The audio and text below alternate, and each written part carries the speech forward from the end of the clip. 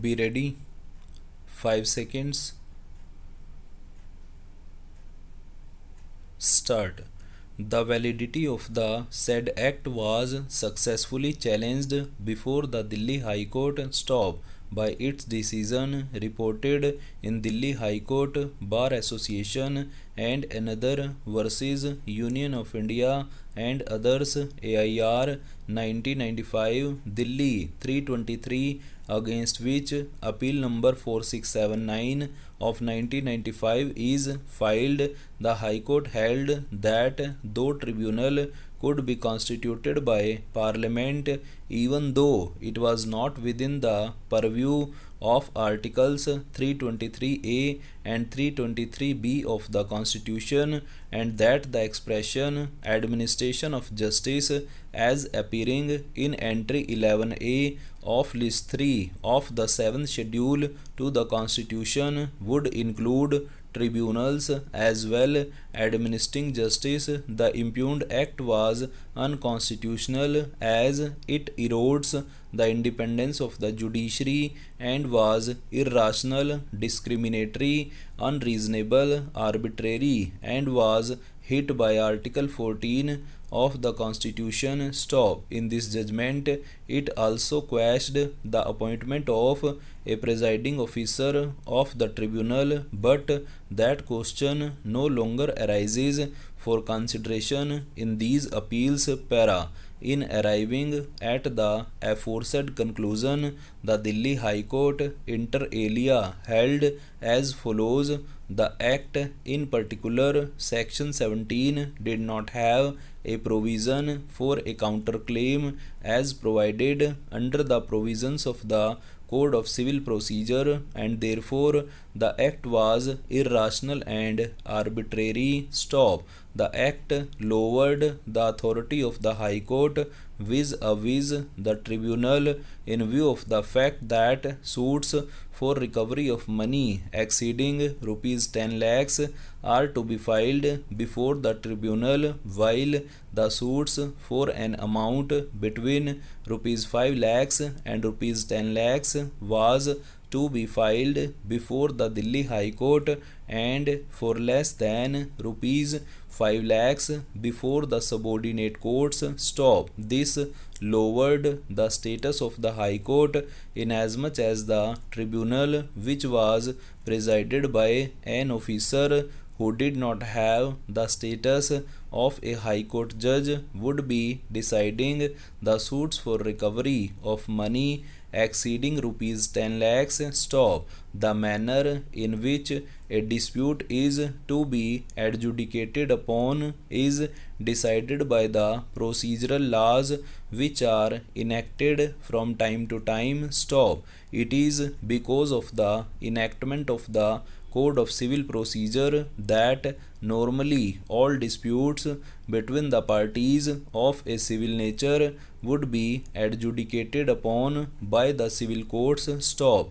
There is no absolute right in anyone to demand that his dispute is to be adjudicated upon only by a civil court. Stop. The decision of the Delhi High Court proceeds on the assumption that there is such a right. Stop. As we have already observed, it is by reason of the provisions of the Code of Civil Procedure that the civil courts had the right prior to the enactment of the Debt Recovery Act to decide the suits for recovery filed by the banks and financial institutions. Stop. This forum, namely that of a civil court, now stands replaced by a banking tribunal in respect of the debts due to the bank. Stop. When in the Constitution Articles 323A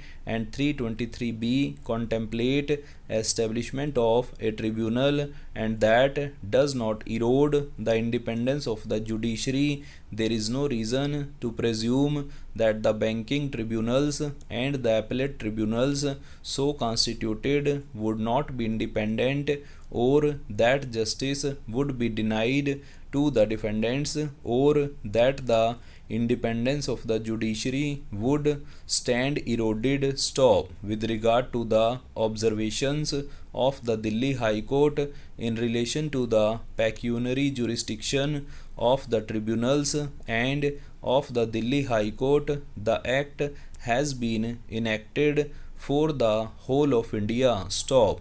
In most of the states, the high courts do not have original jurisdiction. Stop. In order to see that the tribunal is not flooded with cases where the amounts involved are not very large, the Act provides that it is only where the recovery of the money is more than rupees 10 lakhs that the tribunal will have the jurisdiction to entertain the application under section 19. Stop.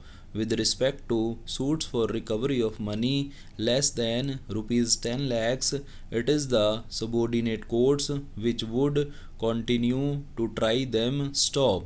In other words, for a claim of rupees 10 lakhs or more, exclusive jurisdiction has been conferred on the tribunal, but for any amount less than rupees 10 lakhs, it is the ordinary civil courts which will have jurisdiction. Stop. The bifurcation of original jurisdiction between the Delhi High Court and the subordinate courts is a matter which cannot have any bearing on the validity of the establishment of the tribunal. Stop. It is only in those high courts which have original jurisdiction that an anomalous situation arises where suits for recovery of money less than rupees 10 lakhs have to be decided by the high courts, while the tribunals have jurisdiction to decide suits for recovery